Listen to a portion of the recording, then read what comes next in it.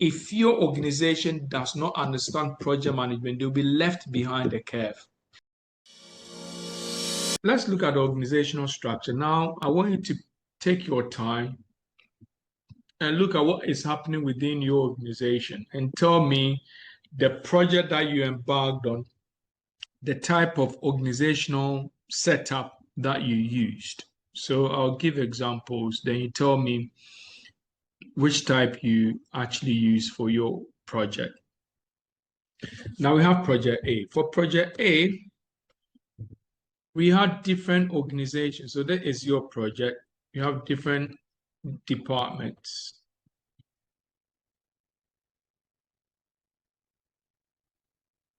So we had a project A. And for that project, department A, B, C, D, top management decided to give the project to department A to run. Now, this is an operation-based organization. So they do operations, but there's a project. For example, they want to add another branch, call this a bank. They want to open a new branch at Achimota. So they ask this department A, maybe the operations department, to run that project. The other department, IT, accounting, the other departments are still running, okay? But that that branch, new branch project is being given to this department A, but they still need to run their operations. So all the operations being done will still be done by this department. So what is happening? They are doing two things at the same time, aren't they? They are running the project and running their core business, which is operations for their organization. So two things going on. Operations and what? Project. Operations for all departments, for all the departments in the organization. The project is for who? Only one department, isn't it? In the organization. So the job has been pushed into one department, one function, where everybody in there basically has the same skill. So in a functional setup, we group people based on their skill set. So if you go into the IT department, you won't see somebody with background in accounting or electrical. You are likely to see everybody with IT background. So when the people are recruiting, that is what they will use to recruit people with IT background pushing into the IT department. Okay, so operations, you look for people with operations management, people with management background in there. So these people will handle the project. Now, question is, what could be the disadvantages? They are the only people handling the project, also handling the operation. So two things happening, isn't it? They might be a little bit divided at some point. And what if there's a part which may not fall within the skill set of any member within the organization? For example, they may need the opening of the new branch. They need to set up the IT system, and they are engaging an IT expert. They have little knowledge there. So negotiation would not be that good. But if they had somebody from this department to guide them, that would have been super. But here the project is within this department. So that part wouldn't go well. So these are some of the disadvantages of the functional organizational structure. What I explained to you is the functional organizational structure. So what are the key things you could pick from here? Functional organizational structure, the project is in a function. It's in a functional unit. Where is the project? It is pushed into one department. Okay, one functional unit. You won't see the project here. You won't see here. You see the project only here. Okay, they are managing it. And the people managing a project also have got other things to do. So they are running operations, they are running projects. Two things happening. Disadvantage, project may not be the main focus because they might be divided. And when it comes to expertise that is outside their skill set, they will struggle. So it might also cause some delays. Again, you don't have a proper project manager here. And the people might not even have qualifications in project management. I think that has become another reason why organizations are pushing for their people to learn project management. Because I told you that project is the way to go. Project is the way to go. We call it projectization. We live in a project economy now because you can't grow without project. I talked about it, isn't it? One of my quotes I said is operations get you going, projects get you growing. Operations get you going, projects get you growing. If you want to grow, you need project. Organization can't expand without project. Organization can't compete without project. It's project that could help you compete, become more competitive because you keep growing, you keep expanding, and you need changes to expand. Changes will be done through project or will be executed through project. So modern employers are advising. Some of them are recommended, and they need you to have project management skills. So if they don't have project management skills, they will struggle.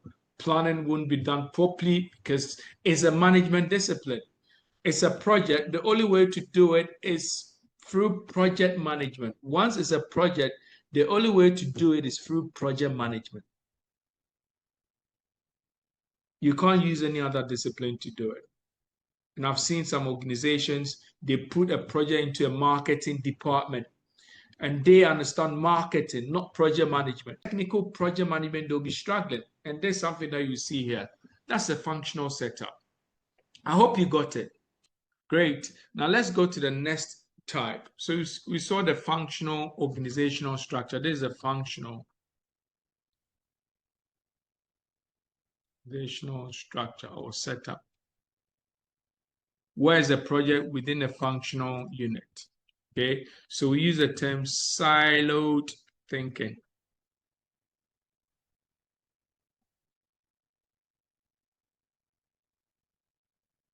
They just think about themselves. You don't have much cross communication, cross coordination. When they needed IT expertise, they could have, if they understand project management, they know something called expert judgment, they could have fell on the IT guys. But this is the problem. When they fall on the IT guys, the guy here, the manager here, also with the silo thinking about themselves only, will not even permit the guy to go and help. You see, that's the thinking in a functional setup.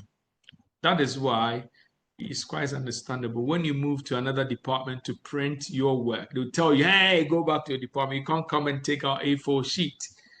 Silo thinking. We have our own objectives, departmental objectives, and we fight for the achievement of the departmental objective, not the corporate objectives. That is the problem. And now we are breaking the silos, improving more of communication and coordination. So we will go to another type of structure, which will seek to promote coordination, cross communication, and improve on project success. This is what it will be done. This is how it would be done.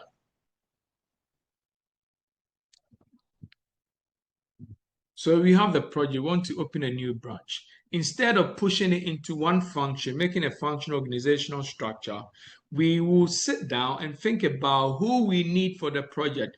We think we need an IT guy, so we'll pull somebody from this department, IT guy.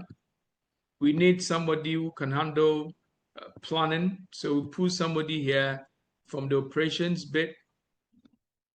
We need somebody with accounting background to help us plan our budget, so pull somebody here.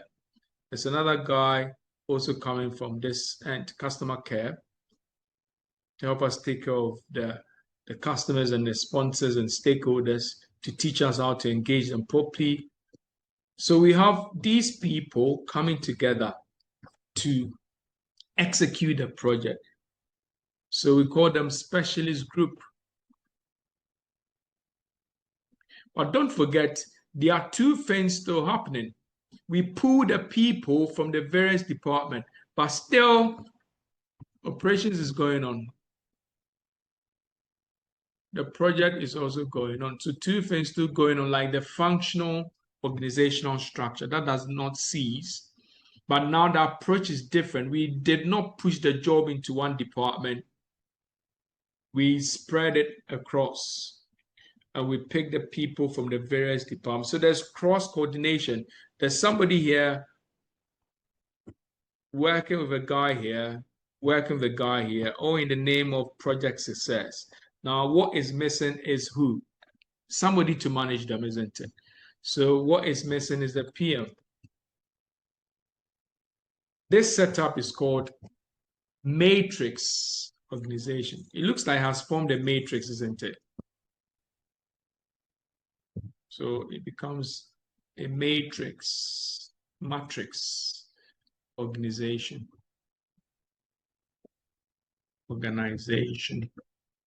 So matrix organization. Okay, so when you pull the resources or the people from the various departments to form a specialist group, that is a matrix organization. But you need somebody to manage the specialist group. People do what is inspected, not what is expected of them. Are likely to do what is inspected. So we need somebody to come and inspect what they do. They could be great experts, but without somebody checking them, it would be a problem. So bring in the project manager. Don't forget, we did not see the role of a project manager properly spelled out, or the influence of a project manager properly felt in the functional setup. So functional setup, who was the project manager? Probably the functional head. The head of the functional unit will be the project manager. Okay. So you won't see a key project manager in there. The functional head will act as the project manager. Now we have these people. Who is going to lead them? Are you going to make the functional head here lead them, or the functional head here lead them? They also have got some work to do. So we want to improve on project success. So we'll bring in a project manager, PM. So there's an incoming guy. We invite him to come and manage the specialist group. Now, this guy is coming into our department to manage the specialist group. We have people within the department, functional leaders or heads in the various departments. They also control these people. They manage these people. Now, there's another guy coming to manage them. So don't you think there's violation of unity of command? So these people are going to report to two people. Now, what you need to understand is this: even though we pull these people from the various departments to run the project, they still report to their various departments. So when there's work to be done in the department and they are needed, they have to go. When there's work to be done on the project, they have to go. So that is the conflict. So this guy coming in, his level of power will determine whether the guy moving back to do some work in his department, he has the power to stop him, or he doesn't have the power to stop him. So top management will now decide the power of the incoming project manager. So they could decide to give him higher authority. Yes, the guy coming in, he has higher authority than, so higher power than our functional heads or departmental heads. Do you think the functional managers will take it lightly? We have been with you for a very long time. There's a new guy coming in, and he has power over my people. If I need them, I can't call them. Do you think they will take it lightly? That will generate conflict. It will make them a little bit uncomfortable. So that is a disadvantage. You could also decide to make him have, maybe respect your departmental heads too much. You want the incoming guy to have a weaker power, so lower authority, lower power than the functional heads. Or some people will also decide, let them share power, okay? So they have the same, they share the same power, same level of authority, same level of authority, okay? They share power. Now, this will give a three different forms of matrix. Three different forms of matrix. When you give the project manager higher authority than the functional heads, why would you do that? Why do you have to make the project manager coming in to oversee the work of the project, opening of a new branch, have a higher authority than the functional head? It means that project is very, very important to you. If it doesn't happen on time, if it's not done right, you are likely to lose a lot. So you want it to be done right. So what do? You bring in somebody with a high authority so that when they need resources, they will get it. So this is what you need to learn. Make a note of it. When you give the project manager high authority, it becomes a strong matrix. Chances are that the project you're embarking on is very, very important to you.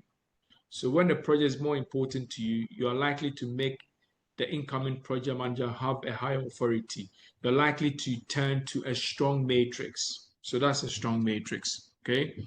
When you make the incoming project have a low authority, it's called a weak matrix. So what are you observing here? Pattern. The stronger the authority, the stronger the matrix. The weaker the authority of the project manager, the weaker the matrix. So there are questions on that. You should remember this.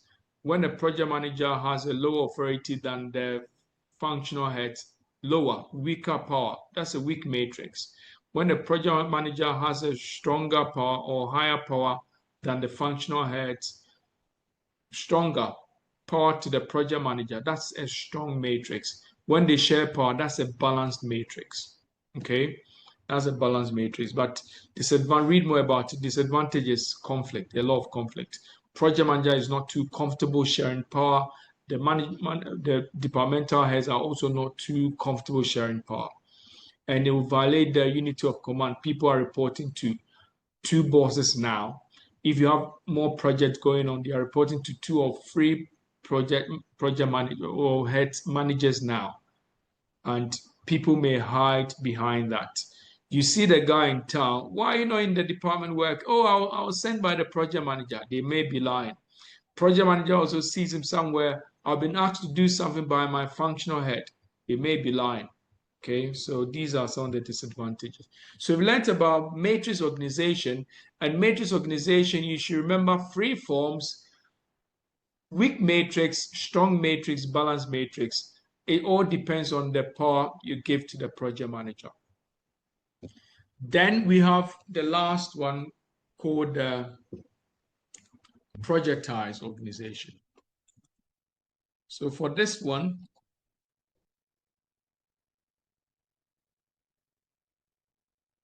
we have decided to do only project. So my organization has now turned into a projectized organization. At some point, we're running projects and operations. Now we do only project. Everything we do is just project. Time box. Everything we do is time bound for unique product, projectized. So every department has got one goal, the project. So we've broken the silos. We all work together for one goal. Okay? You don't have departmental goals, one goal, project goal. That is a projectized organization. Now, for the projectized organization, we bring in somebody to head the entire organization, the project manager. Did you see where the project manager was? In the functional setup, we didn't even see the project manager. In the matrix setup, the project manager at some point was a little bit above the functional head. That's a strong matrix. Was also lower, at some point lower, that's a weak matrix. But for the projectized, the project manager sits above all the functions. So he has full control. So if you take away the top executives, the one that will come next will be the project manager. He can decide to move in and solve a problem, go here, go there, go there. You could ask this guy to work with these people, could ask this department to work with them, or in the name of project, there's one goal. That's a projectized organization. And for projectized organization, if you don't have subsequent project, life after the project wouldn't be that good. Because when the project is done, you need to disband the team. There are some projects that I bring people together, it is done, I need to disband them, they go away. But some of them are lucky because we have subsequent project. One project ends, they move to another project. One project ends, they move to another project. So one side, they can be there for a very long time. The other side, we work for like some days, we run out of resources, we disband the team. The site is shut down. We move to another side where we could get a lot of resources. So that is how it works. Life after the project might not be too good. You may not find other jobs. You may, when the project ends, you need to look for another one. It might be very, very difficult for you. So these are some of the disadvantages. But there is focus on the project, one goal. So in terms of meeting the timelines, super. In terms of attention for the project, super. In terms of communication, cross communication, coordination, super. Because we all work together. So you see more of collaboration here. And you know collaboration is a pill for project success. So once this is being seen, chances of finishing the project successfully is basically enhanced. So that is something that we need to know. That is a projectized organization. There are other types, okay? You need to read about it, but these are the traditional ones, and they love to ask questions on the traditional ones. So you need to watch who has got control, where are the people assigned to them full-time. Let me ask you this question. In the functional setup, are the people assigned to the project full-time? What do you think? Are they full-time workers on the project? No, part-time. No, please. Great.